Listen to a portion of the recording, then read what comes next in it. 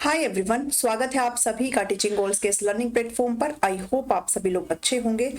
हम यहाँ पर कर रहे हैं एचएसएससी सीईटी मेंस एग्जाम की प्रिपरेशन। मैंने आप सभी को बोला है भाई, मैं आपका ईवीएस का मैंने थोड़ा बहुत पोर्शन आपका ऑलरेडी टीजीटी के टाइम पे करवाया हुआ है, थोड़ा सा वही रहेगा। और बाकी जो उसके नए जो आपका सिलेबस है, नए कुछ कॉन्सेप्ट है, वो मैं जरूर आपको करवाऊंगी। पहले हम डिजास्टर मैनेजमेंट को कंप्लीट कर लेते हैं ताकि आपको चीजों में क्लियरिटी आ जाए। कल एक टॉपिक 1 हमने किया था जिसके अंदर हम लोगों ने डिस्कस किया था आखिर डिजास्टर होते क्या हैं, टाइप्स पर बात करी थी हमने, और जो वर्स्ट डिजास्टर अभी तक इंडिया में हुए उनके बारे में डिस्कस किया था। और अब की बार जो है टीजीटी एग्जाम को ध्यान में देखते हुए अब की बार हम लोग फैक्चुअल चीजों को जरूर इंक्लूड करके चल रहे हैं। जो भी आपकी करंट चीजें चल रही हैं उनको इंक्लूड करते हुए चल रहे हैं, और जितना आपके थोड़ा सा डाटा हो सकता है उस चीज को इंक्लूड करने की कोशिश कर रहे हैं। आज की क्लास में हम लोग बात करने वाले हैं अर्थक्वेक के बारे में, बात करेंगे भूकंप के बारे में, बात करेंगे। बाइलिंगुअल कंटेंट रहेगा, आपको थोड़ा सा भी यहाँ पर टेंशन नहीं लेनी है। बाइलिंगुअल कंटेंट रहेगा। इसके कॉजेस को देखेंगे, इसके टाइप्स को देखेंगे, इसके इफेक्ट्स को देखेंगे और डिफरेंस देखेंगे। सिस्मोग्राफ वैसे तो यहाँ पे मैंने बहुत कम ही लिखा है, बट आपका जो अर्थक्वेक है, भूकंप को लेकर के आपके माइंड में या फिर आपका एग्जाम में कुछ भी क्वेश्चन अगर आएगा तो वो इस वीडियो से कंप्लीट कवर हो जाएगा। सारी चीजों को इंक्लूड करने की कोशिश की गई है। ठीक है, आपने वीडियो को फटाफट से लाइक कर देना है। अगर आपको सेशन अच्छा लगता है तो जरूर से जरूर सब्सक्राइब कर लो टीचिंग गोल्स को, अगर आपने नहीं किया है, बिकॉज ये करना बिल्कुल फ्री होता है। चलिए शुरू करते हैं अपने आज के सेशन को। बहुत इंपॉर्टेंट है आपको अर्थक्वेक को समझना। जो कुछ भी चीजें होती है अर्थक्वेक से रिलेटेड आपके क्वेश्चंस आएंगे यहां से, और आज की इस वीडियो से आपके सारे क्वेश्चन यहां पर बन जाएंगे। होता क्या है अर्थक्वेक, भूकंप आखिर होता क्या है? आप सभी को पता है भूकंप क्या होता है, बट हमें इस चीज को समझना है बिकॉज आपके क्वेश्चन यहां से आएंगे। अर्थक्वेक क्या होता है? Earthquake is a sudden shaking और trembling of the earth which last for a very short time. आप सभी को पता है जब अर्थक्वेक आता है तो क्या होता है भाई, हम लोग जो है पूरी तरीके से हिल जाते हैं। वो डिपेंड करता है कि आपके अर्थक्वेक, आपके भूकंप का मैग्नीट्यूड क्या है, वो कितने स्केल पर आ रहा है, उसका डिपेंड करता है। अगर वो 2 से 3 पर है तो आपको फील भी नहीं होता, थोड़ा कम होता है। बट अगर वो 6 प्लस होता है, 7 या 8 पे होता है, तो वो बहुत ही एक ट्रिमेंडस अमाउंट में होता है, बहुत ज्यादा एक सेवर अमाउंट में वो होता है। ठीक है, जो आपके लिए काफी हानि लेकर के आता है, जान माल की, साथ ही प्रॉपर्टी की भी बहुत सारी हानि लेकर के आता है। तो उसके बारे में हम बाद में बात करेंगे। अर्थक्वेक क्या होता है? एक सडन शेकिंग होता है, मतलब इतना ज्यादा हम लोग शेक हो जाते हैं, इतना ज्यादा वाइब्रेशन होता है अर्थ के अंदर, बहुत ज्यादा वाइब्रेशन होता है, और वो बहुत ही कुछ सेकंड्स का होता है, मिनटों का नहीं होता, कुछ सेकंड्स का होता है वो। ये आपका अर्थक्वेक होता है। ठीक है, it is caused by the violent movement of rocks deep inside the earth crust. अब भाई ये होता क्यों है? बिकॉज अर्थ के जो नीचे है भाई, भूमि का जो गर्भ है, भूगर्भ आप इसको कह सकते हो, वहां पर जो प्लेट्स होती है उनका मूवमेंट्स होता रहता है, और उन प्लेट्स की वजह से आपका मूवमेंट ऐसा होता है भाई, आपस में स्टक कर जाती है, और उसकी वजह से जो है आपका वेव्स निकलती है, शॉक वेव्स निकलती है। इसको जो है हम लोग अच्छे से नीचे डिस्कस करेंगे। इसका प्रॉपर मैंने एक आपको एक्सप्लेनेशन दिया है। अभी थोड़ा सा बस ऐसे समझ लो कि जो आपके चट्टाने हैं भाई, अर्थ क्या है, आपका जो अर्थ है वो 3 पोर्शन में डिवाइड है ना, वो भी मैंने आपको नीचे इंक्लूड करके दिया है। तो वो क्या होता है ना, उसमें जो हमारा जो ऊपरी पार्ट है ना, जिसको हम क्रस्ट बोलते हैं, उसके अंदर बहुत सारी चट्टाने होती है। उनकी आपस में टकराने की वजह से, उनके स्लाइड पास्ट की वजह से कुछ वाइब्रेशंस होती हैं, कुछ शॉक वेव निकलती है, जिसको सिस्मिक वेव भी बोलते हैं। इनकी वजह से क्या होता है, ये शेकिंग होती है, जो कि अर्थक्वेक यहां पर क्रिएट करता है। ठीक है, जो भी हिंदी मीडियम वाले हैं वो भी साथ साथ आप इस चीज को लेकर के चलेंगे। मैंने सब कुछ आपको लिख करके दिया है। अब बात करते हैं भाई कौन कौन से मेजर अर्थक्वेक आए हैं। डाटा हमने जरूर कंसिडर करके चलना है। मेजर अर्थक्वेक जो आया था वो इंडिया में 26 जनवरी 2001 को, वैसे तो बहुत सारे आए हैं, बट भुज डिस्ट्रिक्ट में आया था, गुजरात के अंदर 26 जनवरी 2001 को। ये बहुत ज्यादा मतलब हाई मैग्नीट्यूड का था ये। अनदर जो अर्थक्वेक हुआ था वो आपका 8 अक्टूबर 2005 को यूरी में और तंगधार टाउन्स में हुआ था, नॉर्थ कश्मीर के अंदर, 8 अक्टूबर 2005 को। तो ये थोड़ा सा डाटा भी आप लोग इस चीज को देख के चल सकते हो। मे बी आपसे पूछ लो, बिकॉज टीजीटी के एग्जाम ने काफी आपसे डाटा रिलेटेड क्वेश्चन भी पूछा गया था। और एक जो हम ध्यान में रख सकते हैं वो आप सभी को पता है, सुनामी आई थी 2004 के अंदर, सुनामी आई थी। ये भी किसका परिणाम था? ये भी आपके अर्थक्वेक का ही परिणाम था, जिसके अंदर लाखों और करोड़ों लोगों को काफी यहाँ पर नुकसान हुआ था। ठीक है, तो आप सुनामी के बारे में भी यहाँ पर याद कर सकते हो, 2004 के अंदर आई थी। जो कि बेसिकली अर्थक्वेक की वजह से आई थी। ये फोटो मैंने लगाया भी, आप देख सकते हो। मतलब जब अर्थक्वेक की मैग्नीट्यूड हाई होता है ना, तो वो बहुत ज्यादा ही डिस्ट्रक्शन लेकर के आता है, काफी नुकसान होता है प्रॉपर्टी को भी, साथ ही बहुत सारी लाइफ्स भी यहाँ पर डिस्ट्रॉय हो जाती है।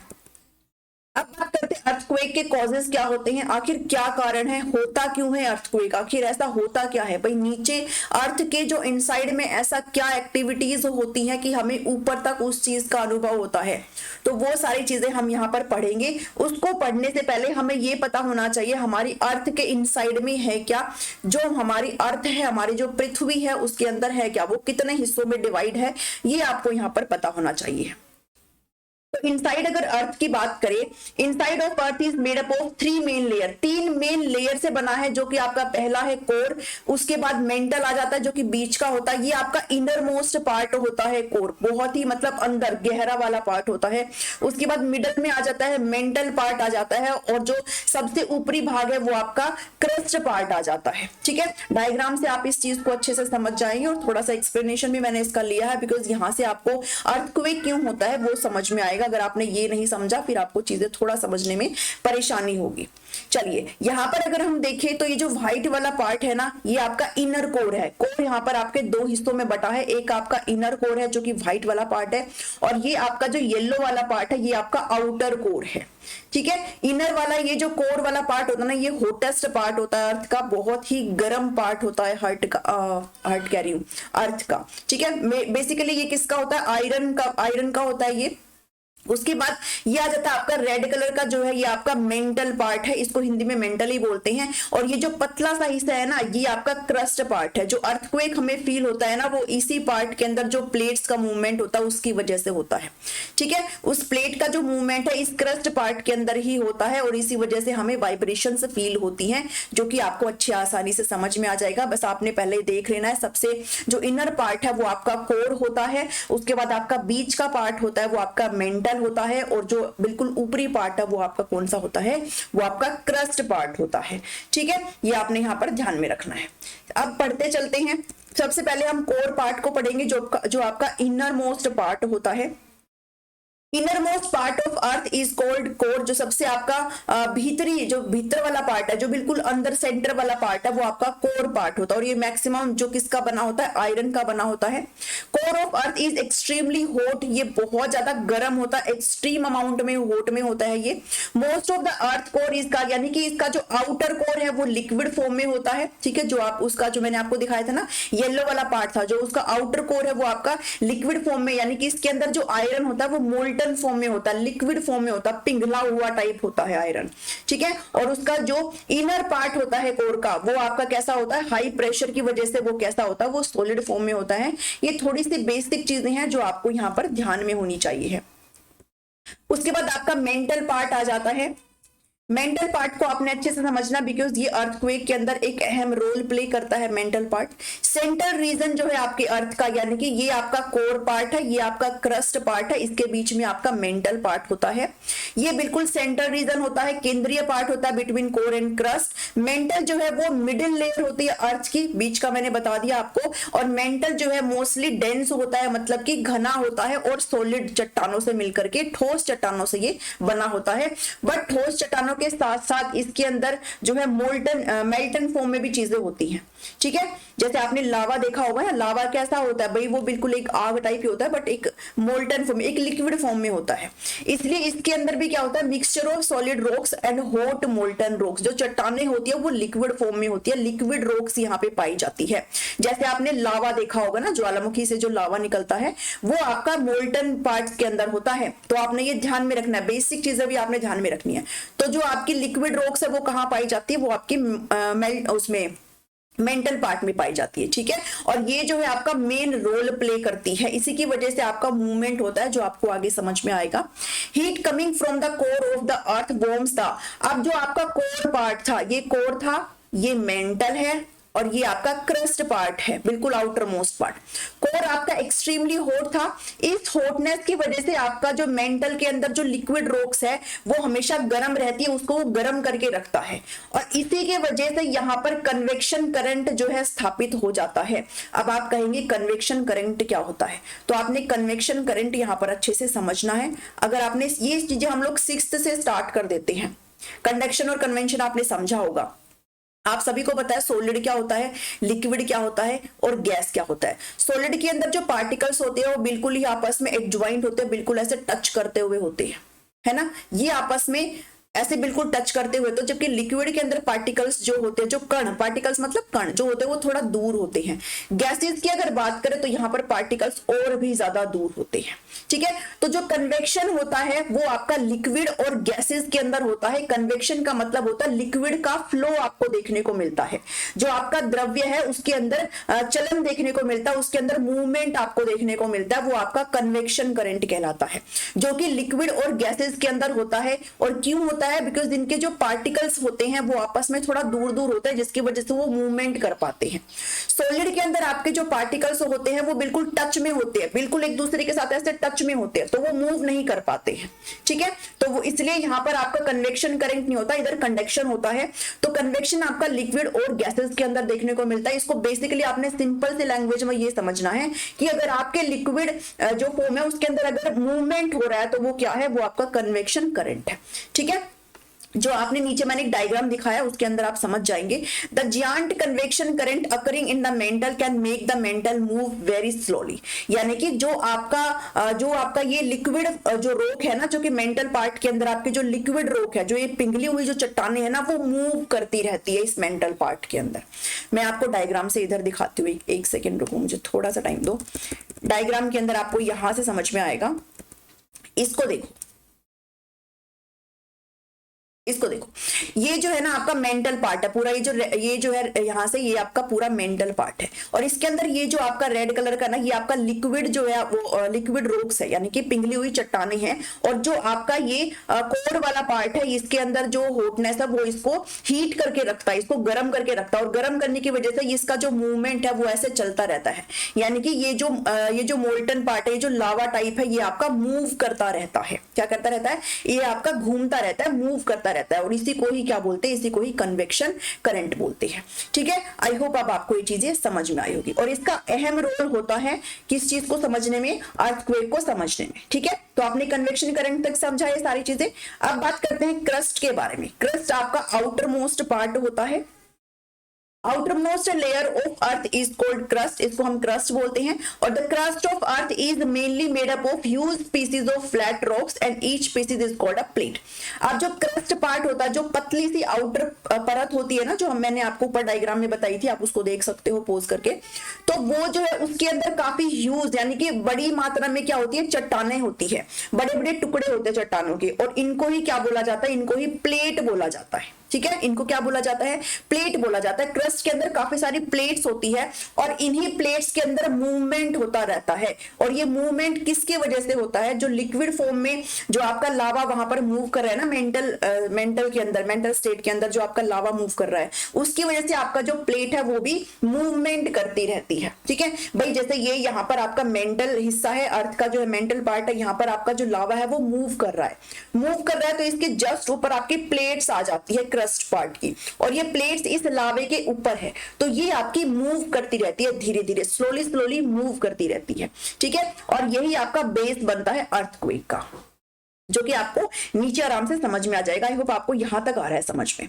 The solid plates which make up The Earth's crust are floating on the partially molten, ये मैंने आपको अभी बताया ना कि आपका नीचे जो है आपका मोल्टन पार्ट है, जो आपकी पिघली हुई चट्टानें हैं वो आपकी मूव कर रही है, उनके अंदर कन्वेक्शन करंट है, और जो ऊपर आपके प्लेट्स है वो आपके स्लोली मूव करती रहती है। किसकी वजह से, जो आपके मोल्टन रॉक्स है ना, उनकी वजह से, ठीक है। Due to convection current taking place in mantle, the plates of the earth crust are moving around very slowly, यानी कि ये जो प्लेट्स है वो आपकी धीरे धीरे मूव करती रहती है। ये मैंने आपको लिख करके दिया है, आपको समझाया मैंने, एक बार में ही समझा दिया पूरा। और रीजन क्या है अर्थक्वेक होकर का? अर्थक्वेक होता क्यों है कि जो अर्थ क्रस्ट है, अर्थ की जो क्रस्ट है is made up of number of plates which are able to move, यानी कि ये बेस होता है। अगर ये प्लेट्स मूवमेंट ही नहीं करेगी तो आपका कहीं ना कहीं अर्थक्वेक नहीं होगा, और इन्हीं की मूवमेंट की वजह से आपका क्या होता है, अर्थक्वेक आता है, ठीक है। लेकिन इसके अंदर एक कारण होता है बेसिकली, और उस कारण को हम नीचे पढ़ेंगे, जो कि मैंने अच्छे से एक्सप्लेन किया। बस आपने ये ध्यान में रखना है कि मेंटल जो आपका पार्ट होता है, जो मेंटल आपका पार्ट होता है अर्थ का, उसके अंदर आपका मोल्टन रॉक्स होती हैं, मोल्टन रॉक्स होती हैं, जो कि इसके अंदर कन्वेक्शन करंट स्थापित रहता है, कन्वेक्शन करंट इसके अंदर रहता है। और इसी कन्वेक्शन करंट की वजह से जो आपका क्रस्ट के अंदर जो प्लेट्स हैं वो मूवमेंट करती रहती है, ठीक है। इतना समझ में आया? अभी तक इतना समझो बस, उसके बाद नीचे समझेंगे सारा। ये आपको डायग्राम में बता चुकी हूं। अब बेसिक बात करेंगे आपके अकरेंस ऑफ अर्थक्वेक। अर्थक्वेक आखिर होता क्यों है?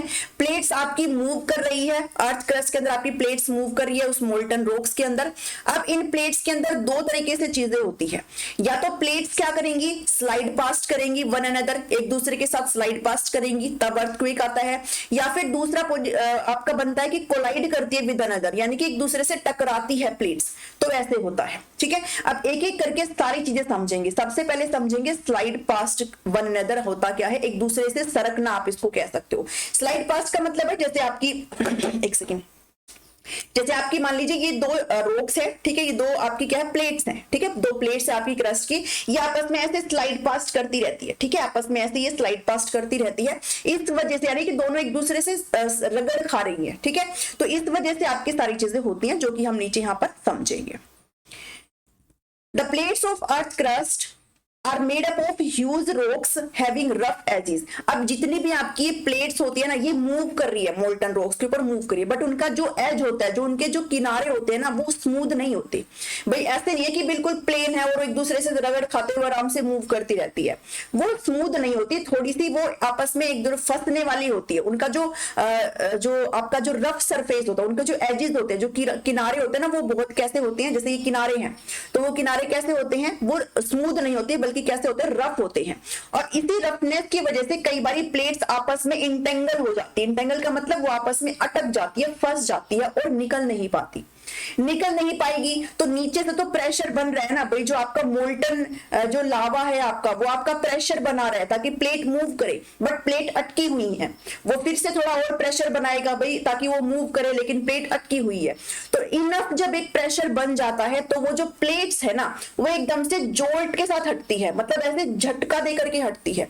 और जैसे ही वो झटका देकर के हटेगी ना, तो उससे क्या होता है, उससे वाइब्रेशंस होती हैं, उससे शॉक वेव निकलती है, जिनको हम सिस्मिक वेव भी बोलते हैं, ठीक है, जिनको हम क्या बोलते हैं, शॉक वेव बोलते हैं उस झटके की वजह से, और जिनको हम यहाँ पर सिस्मिक वेव भी बोल सकते हैं, ठीक है। तो ये वेव निकलती है जिसकी वजह से हमें क्या फील होता है, जिसकी वजह से हमें कंपन फील होती है, हमें वाइब्रेशन से फील होती है, और यही वाइब्रेशन आपकी क्या होती है, अर्थक्वेक होती है, ठीक है। अब इसको थोड़ा सा पढ़ लेते हैं कि इनका जो एज है वो रफली होता है, और movement of two crust plates relative to one other is not smooth, यानी कि स्मूथ नहीं होती है वो। जैसे ही दो आपके साथ प्लेट जो आपस में ऐसे रगड़ खा रही है, तो वो स्मूथ नहीं होता, बल्कि आपस में इंटेंगल हो जाती है। इंटेंगल मतलब आपस में चिपक जाती है, आपस में फंस जाती है, ठीक है। थोड़ा मैंने आपको यहाँ पर लिख करके दिया, एक्सप्लेन मैंने आपको एक ही बार में कर दिया। चट्टानें जो आपस में उलझ जाती हैं, और इसी उलझन की वजह से क्या होता है, The rocks at their edges to crust plates stop moving, यानी कि वो मूव करना बंद कर जाती है for some time. During this time the plates are still pushing against one another and trying to move, but they are not moving. But नीचे जो आपका मोल्टन रॉक्स है वो तो भाई प्रेशर डाल रहे हैं ना भाई प्लेट्स ताकि मूव करेगी, बट प्लेट्स जो है आपकी मूव नहीं कर रही है, वो तो अटकी हुई है वहां पर। तो वो यही बात कह रहा है कि वो नीचे से जो है प्रेशर डाल रहा है ताकि वो मूव कर जाए, trying to move but they are not moving, क्योंकि वो आपस में कैसे हो रखी है, वो आपस में इंटेंगल्ड है, मतलब कि आपस में उलझी हुई है, फंसी हुई है, ठीक है। इससे क्या होता है, इससे प्रेशर बनता है। This builds the pressure between the two plates, दोनों प्लेट्स के बीच में प्रेशर बनता है। और जब सफिशिएंट प्रेशर बन जाता है between the two crust plates, तो जो इंटेंगल रॉक्स है, यानी कि जो फंसी हुई जो दो चट्टाने हैं, दो जो प्लेट्स हैं, वो ब्रेक हो जाती है suddenly with a big jolt. Big jolt का मतलब क्या होता है, एक बड़े झटके के साथ एकदम से हटती है।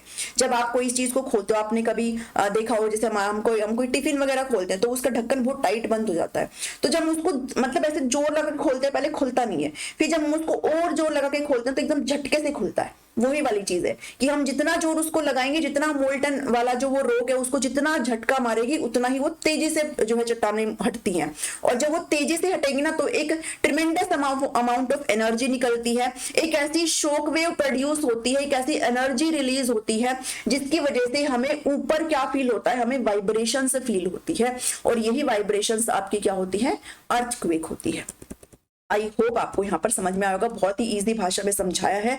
This sudden release of ट्रेमेंडस amount of energy produce shock wave, इससे आपकी शॉक वेव निकलती है। सिस्मिक वेव होती है ये, जिससे अर्थ क्या हो जाती है, शेक हो जाती है, मतलब एकदम से हिल जाती है अर्थ। जो हमें ये जो कंपन है वो हमें फील होती है, यही आपके अर्थक्वेक है। और दूसरा जो रीजन था हमारा, दूसरा रीजन क्या था, जब आपस में दोनों जो प्लेट्स है वो कोलाइड करती है।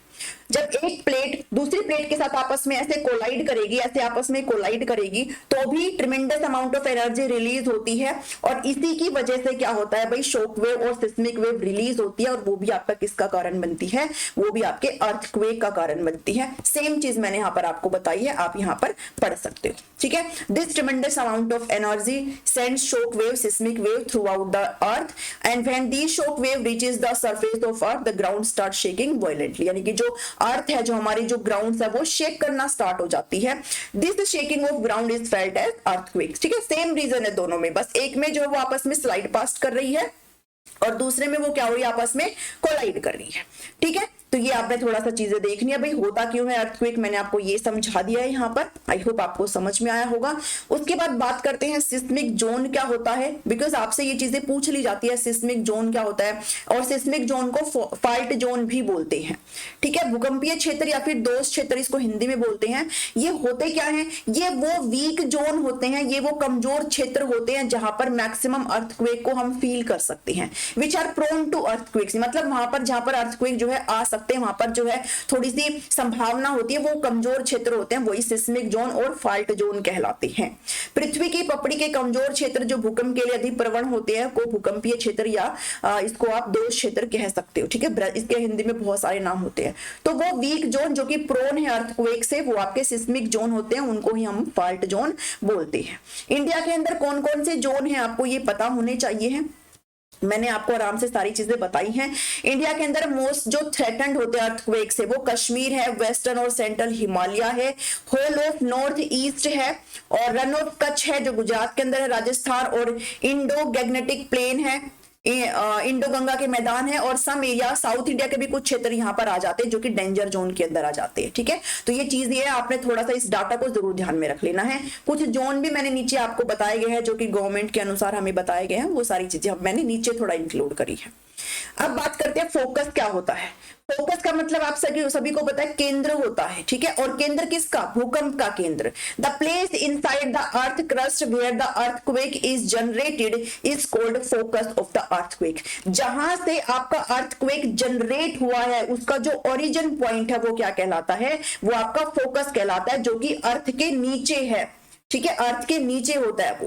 Focus of earthquake is deep underground, यानी कि जमीन के नीचे है वो। ठीक है, तो जहां से ओरिजिन हुआ है हमारा अर्थक्वेक, जहां से उसका जो नींव है वो रखी गई है, वो आपका फोकस पॉइंट कहलाता है, उसको हम केंद्र बोलते हैं भूकंप का। उसके बाद एक पॉइंट आता है एपिसेंटर क्या कहलाता है। एपिसेंटर का मतलब होता है जहां पर आपका फोकस था ना, जो कि अर्थ के नीचे था, अब उसके जस्ट ऊपर हमारा जो अर्थ वाला पार्ट है, जो हमारी सरफेस है ना, वो आपका एपिसेंटर कहलाता है। इसको हम डायग्राम से नीचे समझेंगे, ऐसे शायद आपको समझ में ना आए। यहां पर नीचे आप देखो इस चीज को, देखो ये आपका फोकस था, फोकस मतलब क्या है, मतलब अंडरग्राउंड है ना, नीचे अर्थ के अंडर है, ये फोकस है। यहाँ पे हमारा अर्थक्वेक जो है वो रिलीज हुआ, ये उसका सेंटर पॉइंट है, ये उसका फोकस है। इसके जस्ट ऊपर यहाँ जो ग्राउंड का के ऊपर जो चीजें आ जाती है ना, जो ग्राउंड के ऊपर है, बिल्कुल जस्ट ऊपर इससे, तो वो आपका क्या कहलाता है, वो आपका एपिसेंटर कहलाता है। ठीक है, अगर सरफेस पे पूछे ना तो वो आपका एपिसेंटर होता है, और अंडर द ग्राउंड बोले तो वो आपका फोकस होता है। ये चीज में थोड़ा सा डिफरेंस है, इसको आपने जरूर ध्यान में रखना है। चलिए नेक्स्ट पे बढ़ते हैं। नेक्स्ट है, अब डिफरेंस देखना है, सिस्मोग्राफ और रिक्टर स्केल क्या होता है। सिस्मोग्राफ और रिक्टर स्केल आपको पता होना चाहिए, यहाँ से क्वेश्चन आपसे पूछे जा सकते हैं। सिस्मोग्राफ और रिक्टर स्केल, रिक्टर स्केल तो आप सभी को पता होगा, भूकंप की हम लोग तीव्रता जांचते हैं रिक्टर स्केल से। ठीक है, तो यहाँ पर आपका लेफ्ट साइड में आपका सिस्मोग्राफ है, ये आपका भूकंप सूचक संयंत्र है, और ये यंत्र है, और ये आपका रिक्टर स्केल है, रिक्टर पैमाना आप इसको बोलते हो। सिस्मोग्राफ का मतलब होता है कि ये मेजर करने का काम करता है और रिकॉर्ड करने का काम करता है vibrations of earthquake.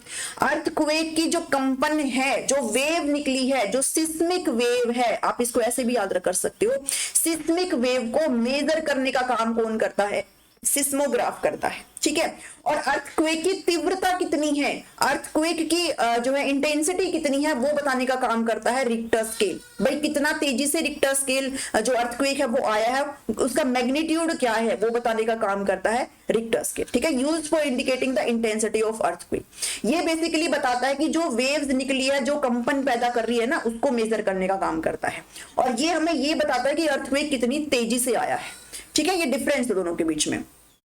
Used for quantifying the energy that is released during earthquake, किसी भी भूकंप के दौरान कितनी मात्रा में एनर्जी यहाँ पर रिलीज हुई है, ऊर्जा की मात्रा कितनी यहाँ पर निकली है, उसको बताने के लिए इसका उपयोग किया जाता है।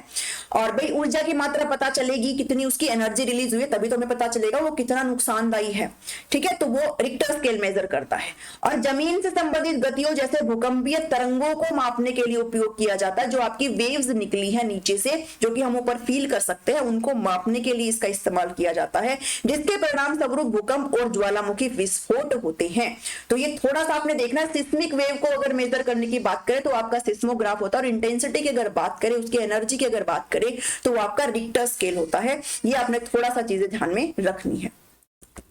नेक्स्ट बढ़ते हैं। नेक्स्ट आप रिक्टर स्केल के बारे में पढ़ेंगे कि रिक्टर स्केल के बारे में थोड़ा सा आपने चीजें देख लेनी है। एक सेकेंड, उसके मैग्नीट्यूड देख लेने हैं, कितना है और कितना नहीं है, कि भाई 8 में कितना होता है, 7 में कितना होता है। मैं इसको थोड़ा बढ़ा ही देती हूँ, शायद आपको ना दिखे फिर। नीचे से स्टार्ट करते हैं। यहां से देखो, ऐसे ना इसका थोड़ा इसके तो नंबरिंग होते हैं, 2 से लेके और 7, 8, 9 तक इसकी नंबरिंग होती है। तो जब 2.5 या फिर उससे कम का अगर मैग्नीट्यूड होता है अर्थक्वेक का, तो यूजुअली इसको फील नहीं किया जा सकता, और बट इसको रिकॉर्ड किया जाता है सिस्मोग्राफ के द्वारा। मतलब हमें फील नहीं होता, बहुत ही लो लेवल का होता है। तो एक इसको एक आपदा तो आप बिल्कुल भी नहीं बोल सकते हो, है ना। आपदा तो वो होती है जो भारी मात्रा में नुकसान करती है। ये इतना कम होता है, इतना कम इंटेंसिटी का होता है कि हमें फील भी नहीं होता, लेकिन हम इसको रिकॉर्ड कर सकते हैं अगर 2.5 मैग्नीट्यूड का है या फिर उससे कम है तो।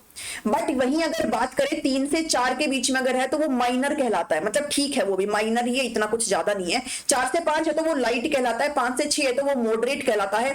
बट अगर 6 से ज्यादा है ना, फिर वो स्ट्रॉन्ग में आ जाता है, और 7 से 8 है तो वो मेजर में आ जाता है, और 8+ है तो मतलब वो बहुत भारी नुकसान करेगा। मतलब जो कुछ भी उसके सराउंडिंग में सब खत्म करेगा वो। ठीक है, इतना उसका थोड़ा सा ये ध्यान में रख लेना आपने। 2.5 से 5.4 है तो ओपन इसको हम फील कर सकते हैं, बट ये इतना ज्यादा डैमेज नहीं करता, बहुत ही कम डैमेज करता। अगर कोई ढांचा बहुत ही ढीला डुला है तो उसको ही डैमेज करेगा, इतना कुछ नहीं करता है। बट अगर उसकी मैग्नीट्यूड 5.5 to 6.0 है तो वो स्लाइड डैमेज करेगा। जो आपके बिल्डिंग्स हैं, जो आपकी इमारतें हैं, उनको डैमेज करने का काम कर सकता है। इसके बाद जब अगर आपका 6 से और 7 के बीच में है तो ये मेजर डैमेज करेगा। जो भी आपके पॉपुलेटेड एरियाज है, जहां पर लोग बाग रहते हैं, वहां पर मेजर डैमेज करेगा, वहां पर खात्मा करने का काम करेगा। और अगर 7 से 8 के बीच में है तो फिर मेजर अर्थक्वेक है ये, मतलब एक सीरियस कंसर्न है ये, और बहुत ही ज्यादा सीरियस डैमेज कर सकता है ये। तो आपको ये पता होना चाहिए, आपसे क्वेश्चन यहां से बिल्कुल पूछे जा सकते हैं। ठीक है, है, तो आपने इस चीज को जरूर ध्यान में रख लेना है। 8 या फिर उससे ज्यादा है तो फिर इस चीज की तो कोई सीमा नहीं है, क्योंकि एक ग्रेट अर्थक्वेक है that can totally destroy communities near it's epicentre. इसके केंद्र में जो कुछ भी चीजें आएंगी, इसके सराउंडिंग में जो कुछ भी चीजें होंगी, हर चीज को ये क्या कर सकता है, डिस्ट्रॉय करने का काम कर सकता है। ठीक है, तो ये रिक्टर स्केल है, इस चीज को भी आप लोग अच्छे से ध्यान में रखेंगे और ये चीज भी आपने अच्छे से ध्यान में रख लेनी है, आपसे क्वेश्चन यहां से जरूर बनेगा। ठीक है, चलिए नेक्स्ट पे बढ़ते हैं। नेक्स्ट आता है टाइप ऑफ अर्थक्वेक, यानी कि जो भूकंप है वो कितने तरीके के होते हैं। बेसिकली हम 4 तरह के भूकंप की बात करते हैं। एक आपका टेक्टोनिक अर्थक्वेक होता है, जो मैंने प्लेट्स वाला अभी आपको बताया ना कि प्लेट्स के अंदर मूवमेंट होती है और फिर जब प्लेट्स आपस में टकरा जाती हैं तो भी आपके अर्थक्वेक आता है। जब प्लेट्स आपस में स्लाइड पास करती है तो भी होता है, तो वो आपका टेक्टोनिक वाला है, जो कि जनरली हम लोग देखते हैं। मेजर अर्थक्वेक यही आपका होता है। ठीक है, सबसे ज्यादा मात्रा में आपका टेक्टोनिक वाला ही आपको देखने को मिलता है। वोल्केनिक वाला इतना ज्यादा नहीं होता है। वोल्केनिक आप सभी को पता है ज्वालामुखी वाला होता है, और इस चीज को भी हम पढ़ेंगे जब आपका भूकंप वगैरह आता है, तो जो आपका मोल्टन फॉर्म में जो रॉक्स है वो आपकी ऊपर आ जाती है, तो आपका वोल्केनिक इरप्शन होता है। एक्सप्लोजन है, ये आपका मान लीजिए अगर आपका कोई कहीं पर ब्लास्ट हुआ है, अगर आपने न्यूक्लियर रिएक्शन के थ्रू अगर कोई ब्लास्ट हुआ है, तो वो आपका इस एक्सप्लोजन के अंदर आ जाता है। कोलैप्स का मतलब है अगर चीजें अगर आपकी, जैसे आप ये डायग्राम में देख सकते हो ना, बड़ी बड़ी बिल्डिंग अगर गिर रही है भूकंप की वजह से, या फिर कहीं पर अगर माइनिंग चल रही है तो वो भूकंप अगर आया तो उसकी वजह से वो ढह जाती हैं सारी चीजें, तो वो कोलैप्स के अंदर आ जाती है, मतलब गिर जाती है सारी चीजें। ठीक है, तो ये मेजर 4 तरह के अर्थक्वेक है जिनके बारे में हम बात करते हैं। शुरू से एक एक करके देखेंगे इनको। सबसे पहला आपका टेक्टोनिक अर्थक्वेक होता है। टेक्टोनिक अर्थक्वेक सेम ही है जो मैंने आपको ऊपर बताया, वो हमारा टेक्टोनिक का ही पार्ट, जिसके अंदर प्लेट्स की वजह से होता है। ठीक है, अर्थ की जो क्रस्ट है वो ब्रेक हो जाती है due to geological factor on rocks and adjoining plates that causes physical and chemical changes. जो आपकी प्लेट्स हैं वो आपकी डैमेज हो जाती है, वो आपकी जब हिलती एक दूसरे से टकराती है तो फिर वेव्स आपकी पैदा होती हैं, तो वो सारी चीजें इसका हिस्सा है। टेक्टोनिक अर्थक्वेक आपका वही होता है। ठीक है, तो आपका दूसरे नंबर का है वोल्केनिक अर्थक्वेक। वोल्केनिक यानी कि ज्वालामुखी भूकंप। आप सभी को पता है ज्वालामुखी भूकंप क्या होता है, ज्वालामुखी क्या होता है। जब आपका ये बेसिकली आपका किससे जनरेट होता है, आपका जो टेक्टोनिक अर्थक्वेक है उससे ही जनरेट होता है। तो अगर वोल्केनिक अर्थक्वेक की अगर मैं बात करूं तो ये कैसा अर्थक्वेक होता है that result from the tectonic forces. जो आपकी प्लेट्स के अंदर सारी चीजें होती है, जो प्लेट्स के अंदर जो एनर्जी रिलीज हो रही है, जो फोर्स आ रहा है उन प्लेट्स के अंदर, उस वजह से ये सारी चीजें होती हैं। और इस फोर्स की वजह से जो आपका नीचे जो मेंटल जो आपका अर्थ का पार्ट है उसके अंदर जो आपकी मोल्टन रॉक्स हैं, जो आपकी पिघली हुई जो चट्टानें हैं वो आपकी ऊपर आ जाती है, अर्थ के सरफेस पर आ जाती है, वही आपका वोल्केनिक अर्थक्वेक होता है। ठीक है, तो ये आपने थोड़ा सा ध्यान में रख लेना है। उसके बाद बढ़ते हैं आगे। आप इनको फटाफट से पढ़ते हुए भी चले, नोट्स बनाना चाहते हो तो नोट्स बना ले। और एक्सप्लोजन अर्थक्वेक, एक्सप्लोजन आप सभी को पता है क्या होता है, विस्फोट होता है। अभी विस्फोट कैसे हो सकता है, it is an earthquake that is the result of detonation of a nuclear and chemical device, these are caused by nuclear explosion. जब मतलब ये जो न्यूक्लियर रिएक्टर्स होते हैं इनके अंदर किसी भी प्रकार का कोई धमाका हो रहा है, जैसे आपने हिरोशिमा और नागासाकी वाला केस देखा था, वो इस चीज के अंतर्गत आता है। अगर कोई केमिकल विस्फोट हुआ है या फिर ये सारी चीजें होती है इस चीज में, भाई ऐसे भयंकर परिणाम लेकर के आते हैं, ऐसे दुष्परिणाम ये लेकर के आते हैं, जो इसका एक एग्जांपल हो जाता है। ठीक है, एक्सप्लोजन हो जाती है, मतलब एकदम से धमाका टाइप आप इसको बोल सकते हो। ठीक है, फिर आपका कोलैप्स अर्थक्वेक आता है। कोलैप्स अर्थक्वेक जैसे मान लो कि आपकी कहीं पर माइनिंग चल रही है। ठीक है, मान लो यहाँ पर ये नीचे हम टनल बना करके गए और नीचे हम यहाँ पर कहीं पर हमने खुदाई कर दी, और ये आपका अर्थ है, अर्थ का ऊपरी हिस्सा है, ये आपका अर्थ का ऊपरी हिस्सा है, और यहाँ पर हम टनल बना करके नीचे गए और ये पूरा हमने माइनिंग कर दिया, पूरा हमने इसको रिमूव आउट कर दिया, मतलब खत्म कर दिया। तो कई बार क्या होता है जब भूकंप आता है ना, तो कई बार ये सारी चीजें क्या हो जाती है, वो ढह जाती है, बिकॉज नीचे तो कुछ है नहीं ना, नीचे तो हमने सारा रिमूव आउट कर दिया, तो ये कई बार चीजें क्या हो जाती है, ढह जाती है। तो वो कोलैप्स आप इस चीज का एग्जांपल समझ के कर सकते हो। ठीक है, तो बेसिकली किसके अंदर अंतर्गत होता है, माइंस वगैरह इसके अंतर्गत आती है। ठीक है, सिस्मिक वेव की प्रोड्यूस होती है और explosion of rocks on the surface, they are sometime referred as mine burst. कई बार ये क्या होता है, जितनी भी आपकी खदानें वगैरह होती है ये भी आपकी दब जाती है कई बार। ठीक है, तो ये सारी चीजें इसके अंतर्गत आती है, सारी चीजें कोलैप्स हो जाती है, मतलब ढह जाती है। ठीक है, तो ये 4 तरीके के अर्थक्वेक थे। आई होप आपको चीजें समझ में आ रही है। समझ में आ रहा है तो वीडियो को जरूर लाइक करना, शेयर करना सभी के साथ, और चैनल पर नए हो तो सब्सक्राइब फटाफट से कर लो। उसके बाद जो आपका टेक्टोनिक और ज्वालामुखी भूकंप है, ये आपके नेचुरल भूकंप होते हैं, यानी कि प्राकृतिक अर्थक्वेक है, प्राकृतिक भूकंप होते हैं, और जिन्हें हम रोक नहीं सकते, ये हमारे वश में नहीं है। लेकिन जो विस्फोट वाले हैं और जो ढहने वाले भूकंप है, ये मानव निर्मित है और इनको रोका जा सकता है। ये भी आप सभी को पता होना चाहिए, और आपको पता भी होगा, आपने ये सारी चीजें पढ़ी हैं तो आप इस चीज को समझ सकते हो। अब थोड़ा सा डाटा कंसिडर करेंगे, थोड़ा सा डाटा कलेक्ट करते हुए चलेंगे। अर्थक्वेक मैपिंग इन इंडिया, भूकंप के अंदर इंडिया के अंदर कुछ जोन्स यहाँ पर डिसाइड किए गए हैं। ब्यूरो ऑफ इंडियन स्टैंडर्ड के द्वारा यहाँ पर जो कंट्री है उसको 4 सिस्मिक जोन के अंदर बांटा गया है, जोन 2, 3, 4 और 5। ठीक है, तो जिसके अंदर जोन 5 है वो मोस्ट एक्टिव रीजन है, और जोन 2 जो है वो कम सिस्मिकली एक्टिव रीजन है, यानी कि जो 5वां जो रीजन है ना, जो सेकंड नंबर का है ना, वो कम है, बहुत कम है वो, लेकिन 5वां जो है वो काफी एक्टिव रीजन है। किसके मामले में? अर्थक्वेक के मामले में, मतलब वो थोड़ा सा सीरियस रीजन ये हो जाता है। तो 5 से ही बढ़ेंगे, जो कि आपका मोस्टली सीरियस है, एक्टिव रीजन है, वो आपका एंटायर नॉर्थ ईस्ट इंडिया है आपका। ठीक है, एंटायर आपका नॉर्थ ईस्ट इंडिया पूरा आ जाता है, जम्मू और कश्मीर का पार्ट आ जाता है, हिमाचल प्रदेश, उत्तरांचल, रन ऑफ कच्छ इन गुजरात आ जाता है, पार्ट ऑफ नॉर्थ बिहार, उत्तरी बिहार आ जाता है, अंडमान और निकोबार आइलैंड इसके अंतर्गत आता है। तो ये आपका थोड़ा सीरियस वाला पार्ट है। उसके बाद हम चलते हैं पार्ट, ये कुछ जोन है जो आपने याद रख लेने हैं, हो सकता है आपसे यहाँ से क्वेश्चन पूछ ले, है ना, तो आपने कुछ भी चीजें यहाँ पर छोड़ करके नहीं चलनी है।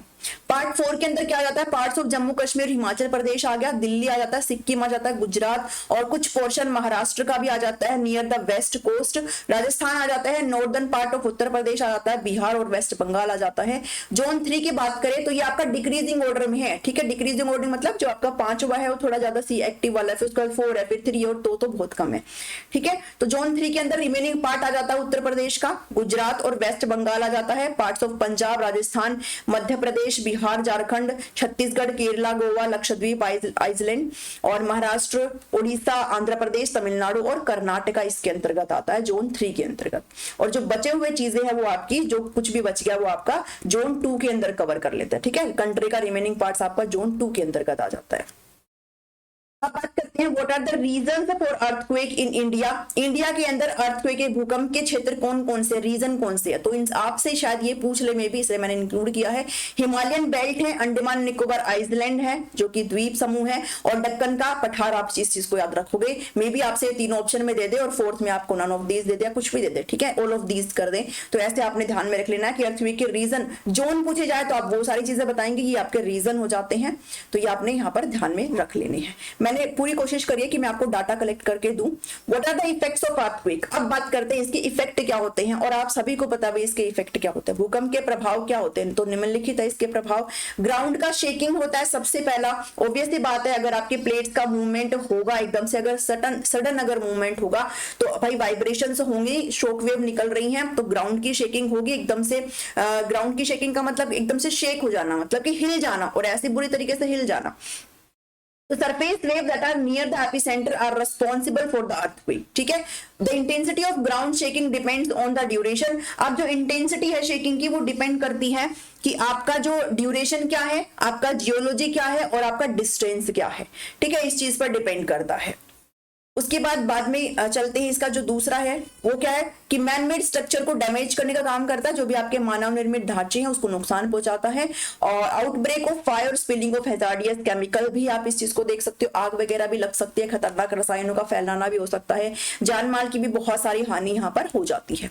अब डूज एंड डोंट आप सभी को पता, भाई हम छोटी क्लास से सारी चीजें पढ़ के आते हैं, बट फिर भी मैंने थोड़ा इंक्लूड करने की कोशिश करी है। इन्होंने कहा है one must stay endorse until the shaking stops. आपने कहीं बाहर नहीं जाना, आप जो है झटके बंद होने तक घर के अंदर ही रहिए आप। और आधिकारिक तौर पर यह घोषणा की जाती है कि बाहर निकलना आपका क्या है, सुरक्षित है। मतलब घर के अंदर ही जब आपका ये सारी चीजें होती है ना, तो आप इंडोर ना रहें, आप क्या करें, कहीं बाहर चले जाइए। अगर आप घर के अंदर भी है तो आप किसी टेबल के नीचे आप जा सकते, किसी बेड वगैरह के, आप ओपन में नहीं रह सकते। ठीक है, one must stay away from the book cases, furniture और हैवी अप्लायंसेस। तो आप इस सभी का आपको पता है भाई, जो भी आपके बुक्स रखने की सारी चीजें होती है, जो भी फर्नीचर होता है, हैवी अगर कोई उपकरण है तो उससे आपको बिल्कुल दूर रहना चाहिए, जो कि आपके ऊपर गिर सकते हैं, तो उनसे आप दूरी बना करके रखें। मेनली चीजें जो हमें सिखाई जाती है ना, वो हमें यह है कि किसी भी टेबल के नीचे आप जा सकते हो। The shelter must be under, shelter आपका कहाँ होना चाहिए, अगर आप घर के अंदर हैं या फिर आप कहीं पर भी है तो आपका टेबल के नीचे, बेड के नीचे आप जा सकते हो। And can be a hold on A post और एनी अदर फिक्चर, ठीक है, आप किसी एक खंबे या किसी अन्य कहीं पर भी आप ये सारी चीजें हो सकती हैं, तो आप किसी टेबल के नीचे जाना आपके लिए बेस्ट हो सकता है।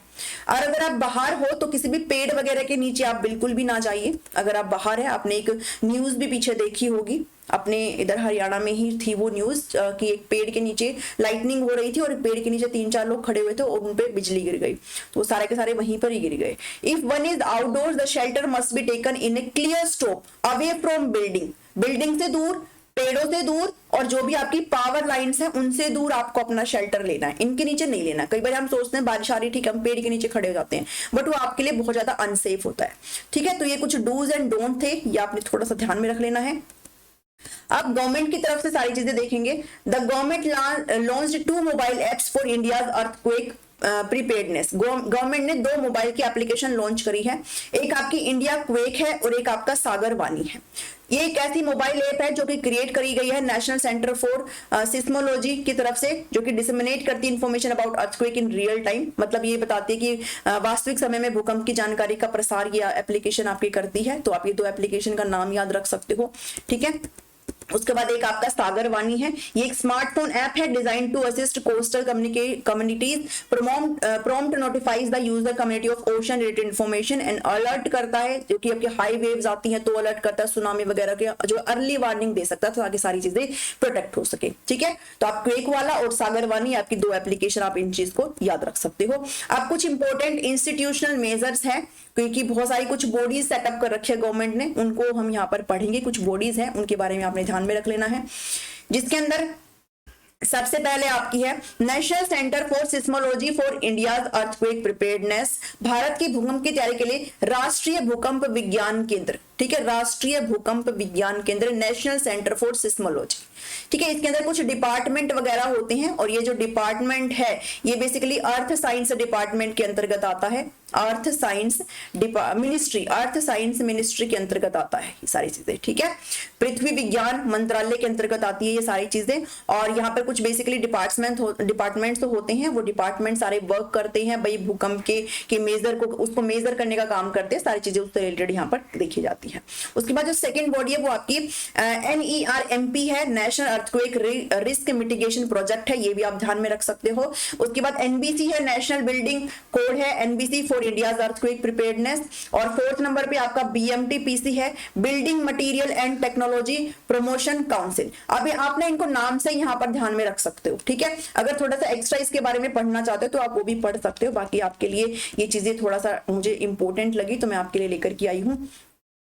The national disaster response force NDRF, आपको इसके बारे में पता ही होगा भाई, जितनी भी आपदाएं वगैरह आती है तो सबसे पहले एक रिस्पॉन्स टाइप पे ये सारी चीजें वहां पर पहुंचती है, एक रिस्पॉन्स वहां पर दिया जाता है, इनकी तरफ से टीमें वगैरह जाती है कोई भी डिजास्टर अगर होता है। और एक चीज आपके लिए मोस्ट इंपॉर्टेंट है, वो आपका national disaster management authority NDMA है। मैंने इसको पूरा यहाँ पर एक्सप्लेन नहीं किया है, इसके बारे में हम लोग जरूर एक्सप्लेनेशन करेंगे, बिकॉज हम डिजास्टर मैनेजमेंट पढ़ रहे हैं तो इस अथॉरिटी को बिल्कुल नहीं छोड़ सकते हैं। तो NDMA के बारे में मैं आगामी वीडियोस में आपके साथ बिल्कुल डिस्कस करूंगी, क्या है ये, क्या चीज नहीं है, ठीक है। तो ये आपका नेशनल डिजास्टर मैनेजमेंट अथॉरिटी है, जिसको हेड करने का ये PM के अंतर्गत आती है, प्राइम मिनिस्टर के अंतर्गत आती है।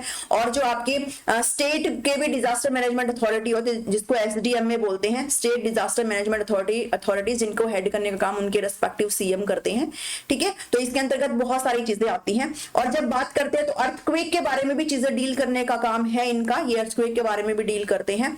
तो इन्होंने अर्थक्वेक के बारे में जो है NDMA ने गाइडलाइंस जारी करी थी 2007 में, और कुछ 6 बेसिक पिलर बताए हैं। ये 6 बेसिक पिलर जो है अर्थक्वेक के बारे में आपको बिल्कुल पता होने चाहिए है कि 6 पिलर के बारे में काम किया है इन्होंने।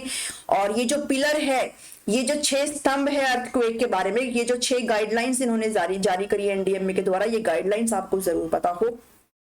बिकॉज आप ऑप्शन में पूछ सकते हैं। सबसे पहला है earthquake resistant construction of new structure. अगर आप कोई भी नया स्ट्रक्चर बना रहे हो तो आप कोशिश करिए कि अर्थक्वेक से बचाने के लिए है ना आप वहां पर सारी चीजें अप्लाई करें भी, हम लोग कैसे चीजों से बच सकते हैं, कैसे अगर कोई भी भूकंप आता है तो हम लोग ऐसा कंस्ट्रक्शन वहां पर यूज करें, ऐसा मटेरियल यूज करें कि भाई चीजें जो है वो सही तरीके से काम करे। ठीक है, सेलेक्टिव सिस्मिक स्ट्रेंथनिंग और रेट्रोफिटिंग ऑफ एग्जिस्टिंग स्ट्रक्चर, चुनिंदा भूकंपीय सुदृढ़ीकरण और मौजूदा संरचनाओं की रेट्रोफिटिंग करें। रेगुलेशन और एनफोर्समेंट की बात करी है थर्ड नंबर पर। अवेयरनेस और प्रिपेयर्डनेस, लोगों के प्रति अवेयरनेस हो और प्रिपेयर्ड हो लोग, जब अगर ये सारी चीजें होती हैं तो वो अच्छे तरीके से प्रिपेयर्ड हो, उनको पता हो सारी चीजें। कैपेसिटी का डेवलपमेंट की बात करी गई, विकास क्षमता की बात करी गई है और इमरजेंसी के रिस्पॉन्स की बात करी, आपातकालीन अगर प्रतिक्रिया है तो वो आपको पता होनी चाहिए है। तो ये 6 बेसिक पिलर है जो कि एनडीएमए ने भूकंप से रिलेटेड जारी करे हैं। ये 6 बेसिक पिलर आपको जरूर बता। ठीक है, चलिए आज की इस वीडियो में इतना ही है। आई होप आपको यहाँ पर समझ में आया है। अगर आज की वीडियो अच्छी लगी है तो जरूर लाइक करना इसको और मुझे बताना कमेंट करके कि आपको सारी चीजें कैसी लगी हैं, सो दैट सभी तक मुझे पता चल जाए भी सारी चीजें कैसी आपको लग रही हैं। और सभी के साथ शेयर जरूर करें ताकि सभी को यहाँ पर सारी चीजें फ्री में मिल जाए।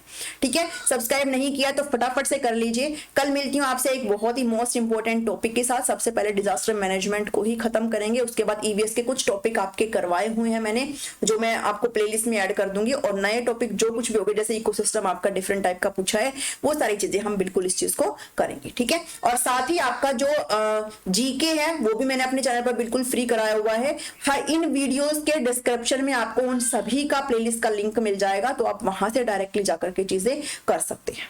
ठीक है, चलिए मिलते हूँ नेक्स्ट वीडियो में। Thank you, thanks for watching me.